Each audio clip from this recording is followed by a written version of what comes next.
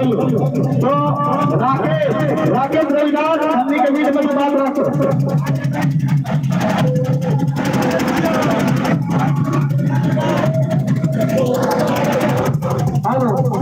धन्यवाद भैया साहब।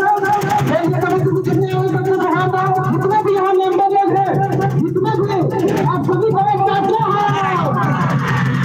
धन्यवाद भैया साहब। मैं नेता नहीं हूँ, मैं एक छात्र हूँ, मैं एक स्टूडेंट हूँ। मेरा दुख बहुत हो गया। 1 लाख और 2 लाख का फीस कर सकता है, पता है आप लोगों को। हम टीचर का मैंने एग्जाम लिखा था 22 जनवरी को, मैंने टीचर का एग्जाम दिया था। पता चला जब एग्जाम करके हम जब घर पहुंचे, पता चला पेपर लीक हो गया है। तो इसको टीचर नहीं सरकार जाओ, ऐसा नहीं कहाँ बनाते हैं भाई।